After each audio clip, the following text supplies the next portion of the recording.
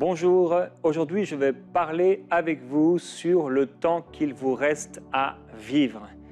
Et avant de pouvoir partager ensemble sur ce thème, le temps qu'il nous reste à vivre et savoir comment on doit gérer ce temps, j'aimerais qu'on puisse vraiment préparer notre cœur dans la présence de Dieu et qu'on puisse entendre les paroles de ce chant « Je m'abandonne » et que nous puissions vraiment nous abandonner dans la présence de Dieu et être prêts à tout abandonner pour le Seigneur.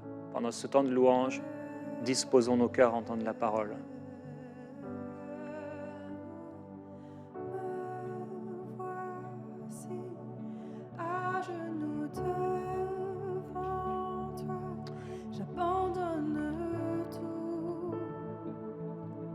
J'abandonne tout. Seigneur, merci.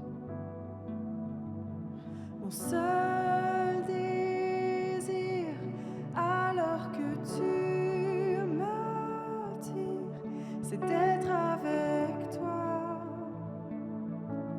C'est d'être avec toi. Je m'abandonne, Seigneur. Je m'abandonne. Oui, Seigneur.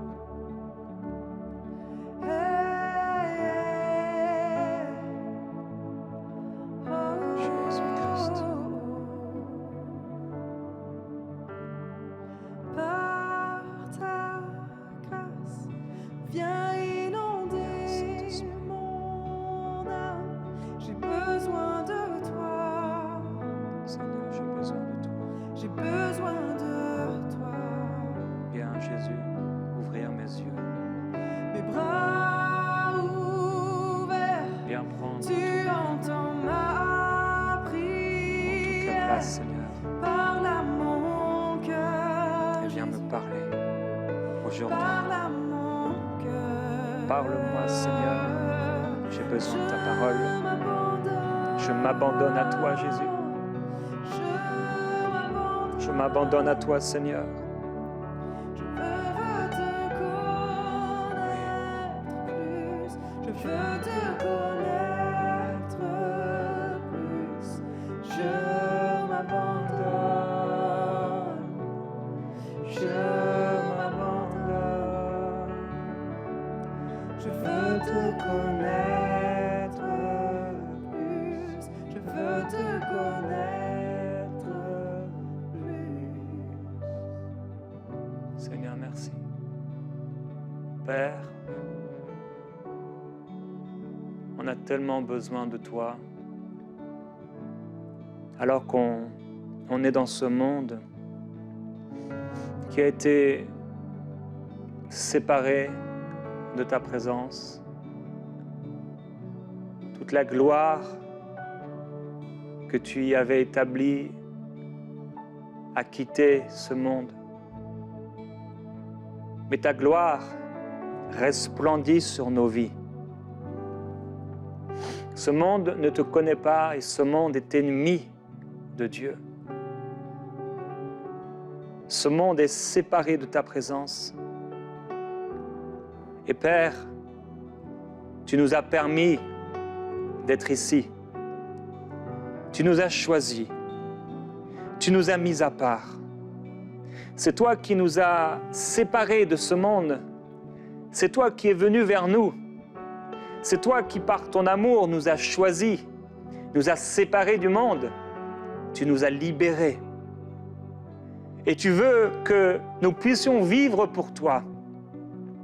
Et je prie, Père, pour ton peuple, pour tous ceux qui ont de la difficulté, ont du mal à te laisser la place, tous ceux qui sont tiraillés à l'intérieur constamment, par des convoitises, par des péchés, par des tentations, par des envies qui les traversent, par toutes sortes de choses qu'ils peuvent trouver dans le monde. Tous ceux qui, jour après jour, font face à des tentations visibles, tout ce qui est orgueil de la vie, convoitise des yeux, convoitise de la chair, ils sont là dans le monde et c'est dur pour eux. Et je prie, Père, que tu les remplisses de ton esprit. Je prie que tu les fortifies. Je prie que pendant le temps que tu leur donnes de vivre, ils soient forts dans ce monde, alors qu'ils sont passagers, qu'ils sont étrangers sur la terre, qu'ils sont voyageurs. Père, oui, je prie qu'il puisse être fort. Je prie qu'il soit la tête. Je prie qu'il soit en haut. Je prie qu'il ne se décourage pas. Je prie qu'il soit rempli de ton esprit et qu'il puisse tenir ferme face à toutes les manœuvres de séduction satanique, face au péché qui est dans le monde, face aux esprits impurs et méchants qui viennent pour les oppresser, qu'ils tiennent ferme. Qu'ils tiennent ferme face aux accusations, face aux critiques, face à la calomnie, mais également face aux blessures, face aux difficultés, face aux cœurs qui parfois sont brisés. Fortifie ton peuple, Seigneur, s'il te plaît. Alors qu'il s'abandonne à toi, tu le fortifies, tu le remplis, tu le perfectionnes, tu le rends inébranlable. Merci, Père. Alors aujourd'hui, je voudrais partager avec vous un verset qui se trouve dans 1 Pierre, la première épître de Pierre. Je vais lire au verset 1 et le verset de ce jour, c'est le verset 2. « Ainsi donc, puisque Christ a souffert dans la chair, vous aussi armez-vous de la même pensée. Parce que celui qui a souffert dans la chair en a fini avec le péché. » Et ici le verset, notre verset de jour, « Afin de vivre non plus selon les désirs humains, mais selon la volonté de Dieu, pendant le temps qui lui reste à vivre dans la chair. » Il y a un temps qui nous reste. On ne sait pas quel est le jour où soit on va mourir pour revivre, ou soit le Seigneur va revenir. Nous ne savons pas. Certains d'entre nous, ce sera peut-être dans 30 ans, si le Seigneur n'est pas revenu d'ici là, mais peut-être que pour certains, ce sera cette semaine. Alors nous avons des promesses, bien sûr, de la parole. Vivre longtemps, en bonne santé devant Dieu, être rassasié de jours, ce sont des promesses de la parole. Nous devons les croire, nous devons nous y attacher, nous devons les confesser, les proclamer, nous en saisir. Et nous ne savons pas le jour de notre départ. Il y a un temps qui nous reste.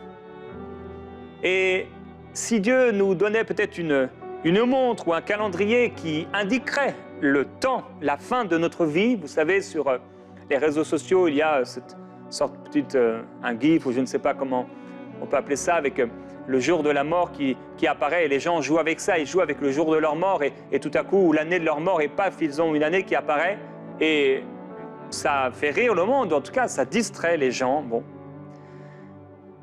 Si Dieu nous donnait maintenant le jour de notre mort, s'il nous disait, eh bien, dans 3 mois et 17 jours, tu vas mourir, ou dans 3 mois et 17 jours, je reviens. Alors nous ne savons pas le jour, mais on doit réaliser qu'on a un capital temps. Et ce temps, il faut bien le gérer. La série de cette semaine, c'est « Le diable est descendu vers vous ». Et nous savons qu'il est descendu plein de fureur, il redescendra encore, ou même s'il est déjà ici, et parce qu'il sait qu'il a peu de temps. Et parce qu'il sait qu'il a peu de temps, le diable manifeste toute sa fureur. Et il le fera de manière encore plus grande, plus le temps va passer, et plus il fera avec une haine, une colère terrible. Et lorsqu'il sera relâché après avoir été lié par un seul ange et mis là dans cette prison pendant 1000 ans, il va ressortir, sa haine sera tellement grande, comme certaines personnes qui sortent de prison et qui veulent se venger d'une personne. Ils sont remplis de haine et à peine sortis de prison, ils vont tuer quelqu'un. Et lui, il va vouloir exterminer le peuple de Dieu, mais en un instant, le souffle de la bouche du Seigneur, il sera jeté dans le lac de feu et de soufre. Mais, comme il sait qu'il a peu de temps, il déchaîne toute sa fureur et toute sa haine, et il déchaînera toute sa haine contre les enfants de Dieu. Et nous, puisque nous savons que nous avons peu de temps, parce que oui, nous avons peu de temps, nous sommes une vapeur qui paraît, le temps passe vite. J'aimerais, frères et sœurs, que Dieu trouve en nous des disciples du Seigneur. J'aimerais que Dieu trouve en nous des serviteurs et des servantes de Dieu qui le servent avec zèle, avec détermination. Et il y a des temps difficiles, c'est vrai. Le temps n'est pas facile. C'est pas facile de servir Dieu. C'est pas facile peut-être de lui obéir parfois. Et par sa grâce et par son esprit, ces choses deviennent faciles. Mais c'est parfois difficile pour la chair, et ça l'est, de laisser le Saint-Esprit prendre la place et prendre le contrôle. C'est pourquoi, oui, on a besoin de s'abandonner. J'aime ce chant, je m'abandonne à toi. J'ai besoin là de m'abandonner entre les mains du Seigneur. J'ai déjà parlé de ce fait du fait de s'humilier sous la puissante main de Dieu. On a besoin régulièrement d'aller à ses pieds et de Seigneur, Seigneur, j'ai besoin de toi. Et fixer nos yeux sur lui. Et faire attention et arrêter, si c'était le cas, de vivre comme des gens qui ne le connaissent pas. Et pouvoir vraiment le servir avec de toute notre force. En se disant, mais même s'il me reste 1 an, ou encore même s'il me reste 50 ans, je veux te servir jusqu'à la fin. Je servirai Dieu, même si ça doit être difficile, même si c'est comme Moïse qui était là. Il était là dans cette nation et il était riche. Il aurait eu tout ce qu'il aurait voulu, il l'avait. Il aurait pu l'avoir. Mais non, il a regardé à Christ d'une manière prophétique et s'est dit, oh, la gloire et la richesse de Christ est tellement plus grande que la gloire de l'Égypte. Et pourtant, il a dû aller là dans le désert, il a traversé, il est mort là, sur la montagne. C'était long, avec un peuple au point où parfois il disait, mais Seigneur, c'est trop dur pour moi. Ce peuple est trop nombreux, les demandes sont trop grandes. Je ne peux pas, Seigneur, je ne peux pas. Je n'y arriverai pas. Je n'y arriverai pas. Et même il s'est mis en colère, il a frappé le rocher. Parce qu'il s'est fait avoir par tellement de pression qui était là tout autour de lui. Et mon frère, ma soeur, je prie que nous ne nous laissons pas avoir par la pression du monde, la pression satanique ou la pression des convoitises. Vous savez, c'est une chose d'avoir des pressions qui viennent de l'extérieur. C'en est une autre de créer nous-mêmes nos propres pressions par nos propres convoitises. Et je prie que nous puissions laisser la chair et le vieil homme là où il est, crucifié. Il a été crucifié.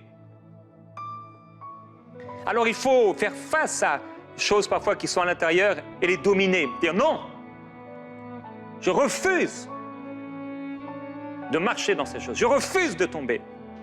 Je servirai Dieu. Je refuse de m'endormir. Dans le nom de Jésus. Pierre dit dans ce même chapitre, la fin de toute chose est proche. Soyez donc sensés et sobres en vue de la prière. Or, on néglige l'importance de la prière. C'est fou, imaginez, il dit qu'en fait, notre vie sur la terre, c'est une histoire de prier, d'accomplir la volonté de Dieu. Soyez sobres. Et dans le livre de Timothée, Paul dit la recommandation que je t'adresse, Timothée, mon enfant, selon les prophéties qui ont été faites à ton sujet, c'est que d'après elles, tu combattes le bon combat en gardant la foi et une bonne conscience. Et il dit, cette conscience, certains l'ont abandonnée et ont ainsi fait naufrage en ce qui concerne la foi. Il y a des personnes qui font naufrage en ce qui concerne la foi. Il y a des personnes, et malheureusement, frères et sœurs, c'est une réalité, et cela continuera d'arriver dans nos églises, des personnes qui perdront la foi. Des personnes qui vont s'endormir. Ils vont s'endormir. Et Jean-Baptiste disait aux pharisiens qui venaient vers lui, il disait, mais ne vous avisez pas de dire nous avons Abraham pour père. Et voilà, il se cachait derrière une religion. Mais il disait, produisez du fruit qui soit digne de votre repentance. Et il dit déjà, la hache est mise à la racine des arbres. Et tout arbre qui ne produit pas de bons fruits sera coupé et jeté au feu. Ils n'étaient pas nés de nouveau, mais pourtant, Jean-Baptiste attendait déjà, sans qu'ils aient le Saint-Esprit pour les aider, déjà de changements dans leur attitude. Il y a des choses qui doivent changer à l'intérieur de nous, et plus encore parce que le Saint-Esprit habite en nous. Paul dit, mais l'Esprit, c'est l'Esprit qui dit expressément que dans les derniers temps, quelques-uns abandonneront la foi pour s'attacher à des esprits séducteurs et à des doctrines de démons. Par l'hypocrisie de faux discoureurs, des faux prédicateurs, marqués au fer rouge dans leur propre conscience. ils prescrivent de ne pas se marier. Nous savons que la religion traditionnelle a prescrit à ceux qui servaient Dieu de ne pas se marier. Et c'est contraire aux commandements et à l'enseignement que nous retrouvons dans le Nouveau Testament. Et on sait ce que ça a donné, l'image de l'Église aujourd'hui, l'image du christianisme, à cause de ces choses. Parce qu'ils ont prescrit aux gens qui servaient Dieu de ne pas se marier, aux prêtres de ne pas se marier. Et on sait tout ce que ça a créé et l'image que ça a donné maintenant du christianisme. Et de s'abstenir d'aliments que Dieu a créés. Là encore, on connaît cette religion et il y en a plusieurs, qui ont dit non, bien, tu ne dois pas manger de porc, eh bien, tu ne dois pas manger ceci, tu ne dois pas cela. Alors que ces choses ont été créées pour qu'ils soient pris avec action de grâce par ceux qui sont fidèles. Alors, toutes sortes de choses, et il y aurait encore à dire sur ces passages. Mais la séduction, ces esprits de séduction font qu'aujourd'hui, on en a parlé hier, les gens vont être surpris, choqués, et ils ne marchent pas avec Dieu. Parce qu'il y a eu tellement de séduction qu'il y a eu des religions, il y a eu des sectes, et aujourd'hui, il y en aura encore de plus en plus, où des gens se prendront même pour Jésus-Christ. Et du coup, les gens ne savent plus quoi écouter, quoi croire, et dire de toute façon, avec toutes les religions qu'il y a dans le monde, si Dieu existait, etc., etc., etc. Et ces séductions, ces esprits de séduction sont là pour empêcher les gens de connaître la vérité. Il y a eu une vérité, il y a eu un message qui a été prêché. Ce message est venu et a détruit la religion. Après, il y a eu toutes sortes de gens, toutes sortes de faux prophètes qui sont venus dans le monde et qui ont séduit les gens.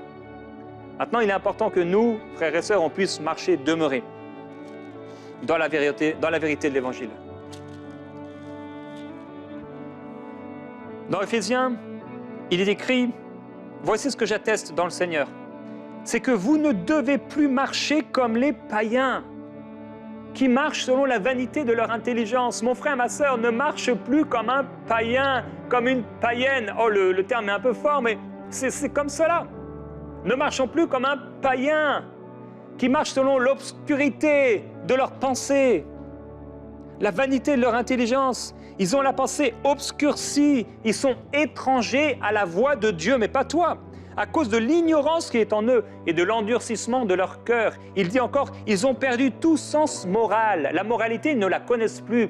Ils se sont livrés entièrement au dérèglement. Nous nous livrons à Dieu, nous nous abandonnons au Seigneur. Mais eux, ils se livrent au dérèglement pour commettre toute espèce d'impureté jointe à la cupidité, l'amour de l'argent.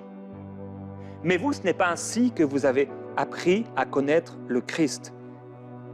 Eux, c'est l'impureté, c'est la pornographie. Aujourd'hui, c'est monnaie courante. Du plus jeune enfant jusqu'au vieillard, les gens se délectent de la pornographie, de l'impudicité. Il ne faut pas qu'il en soit ainsi, même si ta chair aimerait regarder, aimerait toucher, aimerait manger, aimerait faire cela. Tu n'es pas des ténèbres pour vivre ainsi. Tu ne dois plus marcher comme un païen, c'est ce que dit la parole. Mais il dit non, tu as été renouvelé par l'Esprit dans votre intelligence. Revêt la nature nouvelle créée selon Dieu dans une justice et une sainteté que produit la vérité. Il dit, si tu as été instruit du message qu'il y a en Jésus, c'est-à-dire se dépouiller, c'est ça le message, la vérité qui est en Jésus, se dépouiller à cause de notre conduite passée, de la vieille nature qui se corrompt par les convoitises trompeuses. Et ce n'est pas seulement le fait de se débarrasser du péché, ce n'est pas seulement le fait de se dépouiller, parce que si on se dépouille, eh bien, on est nu, on n'a plus rien. Non, non, on se dépouille, mais on se revêt. On se revêt de la nature nouvelle, on se dépouille du péché, on se dépouille de ce qui vient de l'ancienne nature, mais on se revêt. On n'est pas nu, non. On est revêtu de fin lin, les œuvres des justes. On est revêtu du Seigneur Jésus-Christ. Plus encore que nos œuvres, c'est Jésus qui nous revêt. Oh, nous avons l'armure du Seigneur Jésus-Christ. Nous sommes revêtus du Seigneur Jésus lui-même. Jésus est mon manteau. Jésus est ma vie. Jésus prend la place dans mon cœur. Jésus est celui que je sers, mon frère, ma sœur. J'aimerais te dire, le Seigneur m'a encouragé aujourd'hui à parler à ceux qui vont se perdre à un moment où vous avez une tentation, des tentations, et vous vous refroidissez, vous vous êtes endormis. Et le Seigneur te dit et t'encourage, non, relève-toi d'entre les morts. Relève-toi d'entre les morts au nom de Jésus-Christ.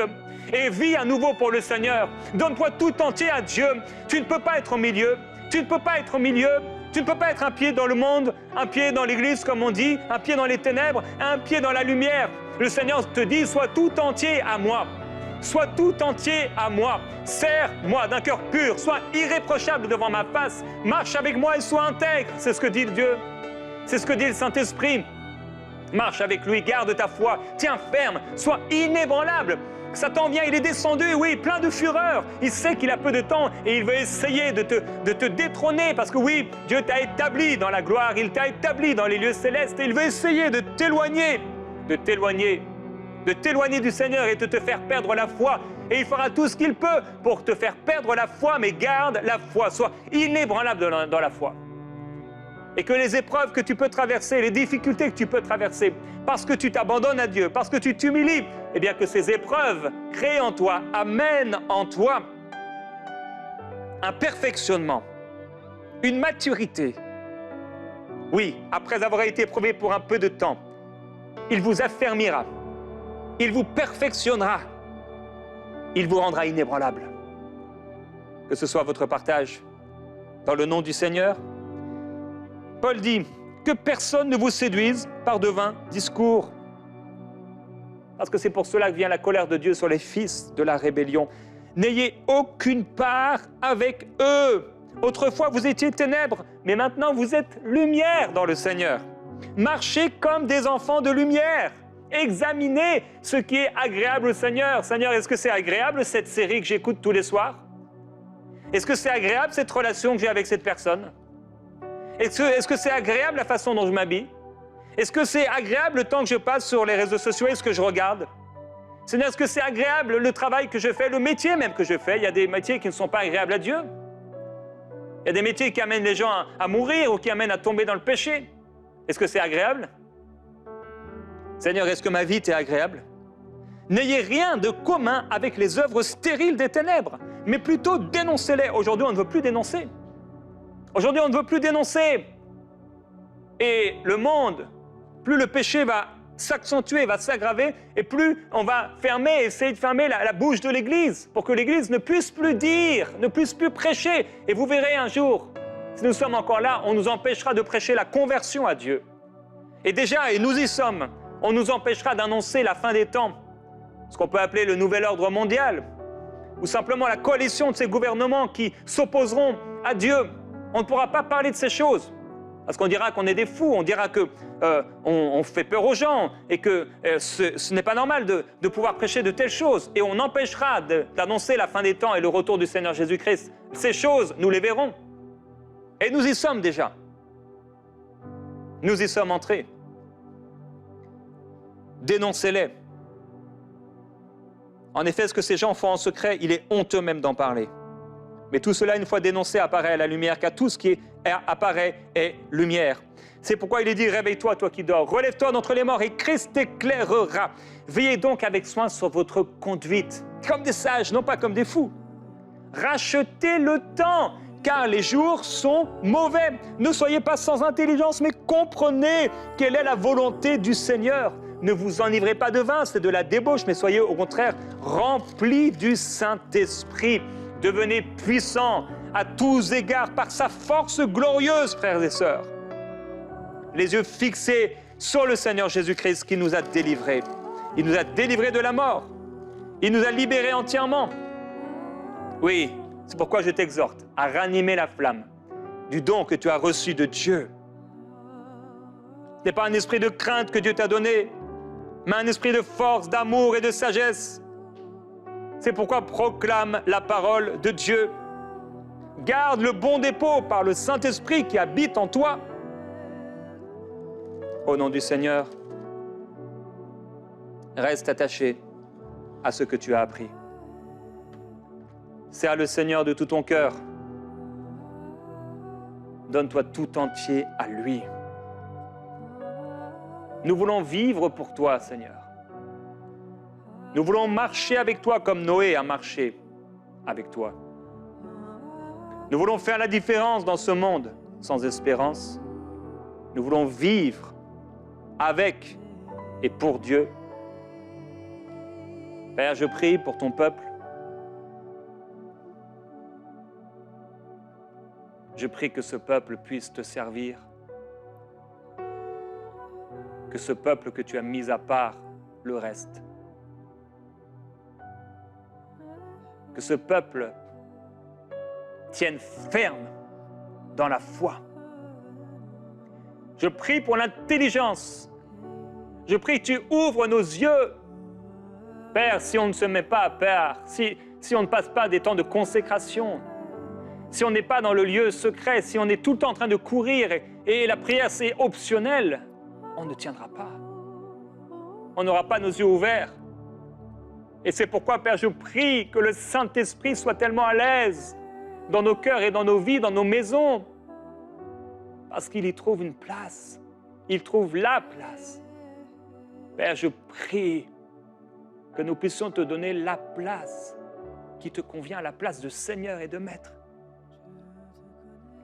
Père, je prie qu'avec le temps qui nous reste à vivre, on ne vive pas n'importe comment, comme des fous, mais qu'on vive comme des sages, des gens intelligents, l'intelligence divine, éclairée. Qu'on ne vive pas comme les gens de ce monde qui disent « vivons demain parce que nous mourrons, mangeons et buvons parce que demain nous mourrons ». Et que nous, au contraire, nous puissions, à l'opposé du diable, être remplis d'amour et de compassion pour ceux qui se perdent. Père, les années passent. Le temps passe. Tu restes le même. Père, nous ne savons pas le jour. Mais nous savons que nous le traverserons avec toi. Nous savons que tu reviens, Seigneur. Et nous voulons être prêts et nous nous abandonnons à toi, entre tes mains. Seigneur Jésus, merci. Merci pour ton peuple. Seigneur, merci. Oui. Je m'abandonne à toi. Oui. Permets-nous, Seigneur, de te connaître davantage. Que la prière ne soit plus optionnelle. Que l'intimité soit beaucoup plus profonde. Permets-nous, Seigneur, d'aller tout de suite dans l'eau, immergé dans l'eau de ta gloire, de ta présence. Permets-nous, Père, lorsque on pense à toi, lorsqu'on commence à entrer dans un temps de prière, quand on commence juste à te parler, que tout de suite, nos yeux s'éclairent, s'ouvrent, que tout de suite, on ait une compréhension spirituelle de ce que tu veux faire, de ce que tu veux accomplir, de ce que tu veux dire. Ta parole, tu veux nous la faire entendre. Tu parlais avec Moïse face à face. Père, viens nous parler de façon claire, limpide et profonde. Et que nous puissions vivre pour toi. Et à la fin recevoir la couronne que tu réserves à ceux qui t'ont obéi. Merci, parce qu'au vainqueur, tu donneras une place dans ton royaume, un nom nouveau que personne ne connaît. Je te glorifie, Père.